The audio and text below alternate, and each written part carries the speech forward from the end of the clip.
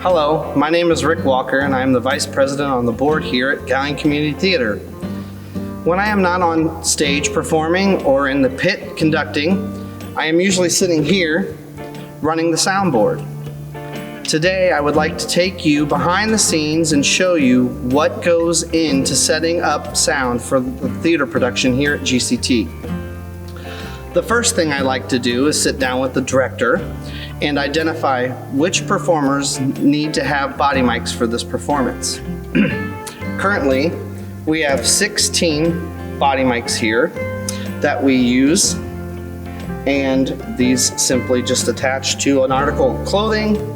This goes on the ear, whichever ear they prefer, and generally I tape this microphone down, running it along the bottom edge of their jawline to prevent any popping for specific type of consonants like P's and B's. The people are projecting as well. These are here to enhance, so if they use any kind of strong consonants like that, those specific consonants will pop. Along with that, down in the front of the stage, we generally have 3 floor mics sitting around 6 feet apart. And those are spaced out in order to pick up the general aspects of the entire stage for those individuals who are not being body mic'd but still may have lines or are part of the chorus, and we want to hear that full ensemble. All these mics are used to enhance audio to an actor to better the quality of the performance for the audience's enjoyment. The next thing that I do is then I go to the board and I assign channels for each of the actors we have decided to mic. So as you see here, we have these 16 channels that are all assigned to specific characters. I use the characters' names so that as the soundboard operator, whether it be me or someone else, they can follow along in the script, see the person's character name in the show, and make sure that those specific mics are unmuted or muted when necessary. I give out the mics to each person and I tape again along the jawline. And then during the rehearsal, usually a week to 2 weeks before the actual performance of Tech Week, I sit here and I adjust each individual's channel to make sure that they're balanced and blended with one another. So in this particular case, I'd go to mic 1, which is here, and this green button here, I would select to only select this channel and work with this channel. Up here on the top, there's a knob. This is our gain knob. It has a volume control to set here, and then once you feel that you may have this set, I generally try to set these sliders, but in a 0 range, -5 to 0 range, so that in the event that we have more audience members and that absorbs some of the sound, I can bump up their volume level. Or if by chance maybe some extra adrenaline in that performer happens when those audience members are here and they start to talk a little louder, I can bump that down a little bit and balance that out. So the goal is to have a balance between each actor so it sounds natural. An actor's volume itself is essential to be consistent, so major adjustments do not need to be made throughout the show. The next step is, once I have this set and I have all these muted, I take our flash drive, which I have currently here in the computer. There's a USB port up here, and I save what I've done with the names and how I balance this out, and I export it out onto the flash drive, and I put it onto the computer. Now, this is a Behringer X32, and this particular soundboard is digital. It comes with a free app that you can download onto your computer and pull up this so that I then import the show that I've done, and I go in and I design scenes and cues for the entire show. Now, before I actually am able to design these individual scenes and cues for the show, I need to go through the script. So I sit down through the script and I'm labeling each scene with a specific name, who needs to be mic'd live or have their sound turned on, and I'm setting up the order of the scenes to build in the computer. Now, I go into here and I start labeling. For instance, on the screen, my very first thing is pre-show, which is all mics muted. I want to make sure that every single mic that we have to be using for the show is all muted, so that when the audience members come in, the actors are on backstage before the entrance of the show, they're not coming out through the speakers so that people can hear their conversations prior to the show. And then from there, I use different labels like Overture and Santa and Mrs. Claus and etc. down through to the end of the show. So once I've compiled all my scenes and all my cues, then I save and name the show and take the USB flash drive back out, and I bring it back up to my soundboard and I import the show back onto the soundboard. From here, I then load the show. So I have the show loaded here, and my very first thing says pre-show, all mics muted, as you can see here. So I can then come over to here where it says scenes, and just like the light board, there's a previous button and a next button, an undo button, and a go button. So the light board, you can just, the person that's running it can load that up and hit go, and they're good to go. So if I come here and I hit next and I push go, now my sliders have changed color-wise. So these two here are the first two that need to be open and live for the actor to be speaking. And it's as simple as that. If by chance I need to go back because maybe I hit the button early, I can undo that, or I can go previous and go, and I can take it back up.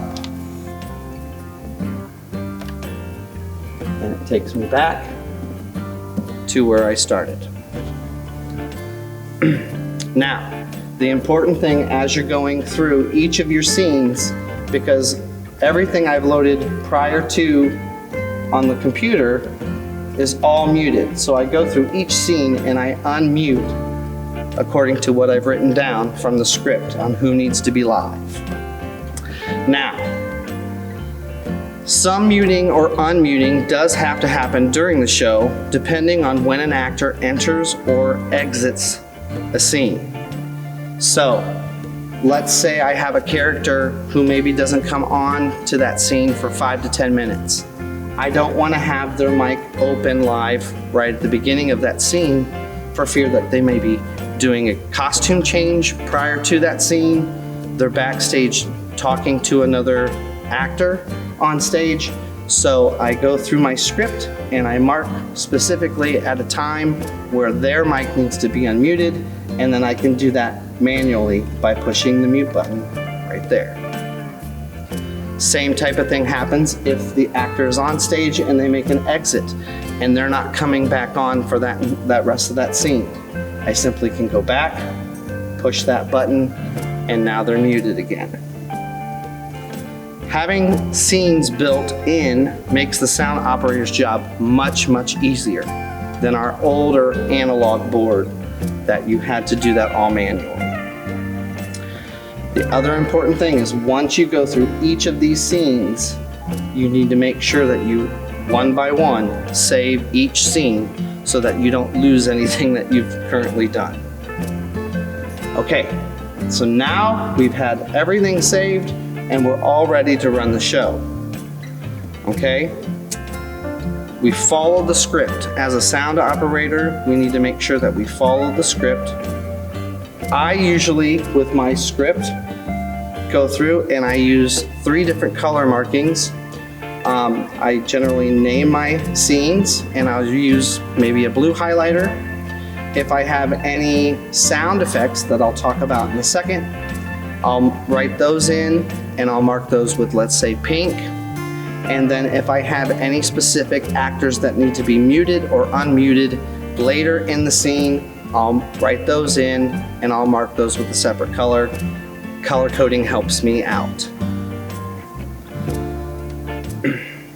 The stage manager also is following along in their script, and they have many of the sound effects and other cues marked into their script as well. So again, just like the light board operator, I am using a headset at times, not all the time, because I have to make sure that I'm using my ears to make sure that there's nothing going on sound-wise that shouldn't be.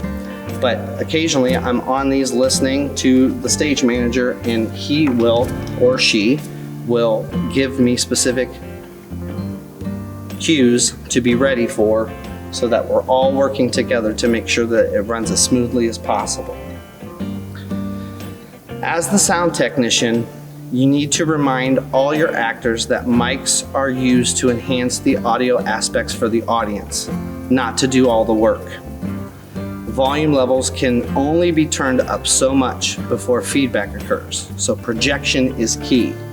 So that means if you have an actor that's consistently talking very softly, I can only turn the gain on that specific channel that they're on up so much and turn the slider up so much before I will get a squeal on the board. And when I get that squeal on the board, that means I've got to turn them down, and they've got to do more work along with their own voice to project it out to the audience. Now, we have some safety nets kind of built in. I mentioned this previously. Again, we have 3 microphones that are floor mics on the stage. So in the event that one of these goes down, for instance, maybe this cable that's running to the earpiece goes bad. Maybe, for instance, this somehow shuts off or breaks. Or down here up above, there's a mute button. And sometimes when the actor is putting their mic on, they can bump that switch and mute themselves without even knowing it. We have those floor mics on the stage that not only pick up our chorus members or other actors that maybe don't have body mics on, but it then gives them a safety net of being able to still be heard until we can come and figure out what the problem is. For instance, in our most recent production of Noises Off, our cameraman here, Rowan, has to do a fall scene down the steps. And in that one aspect, something happened. Still not sure exactly what happened to his body pack, but it stopped working. So I ran back and checked it out and actually ended up switching the body pack with a different body pack, changing the channel to match the channel that he was currently on with our systems down here. There's numbers on this that match, and then he was back up and running with his microphone from that point on.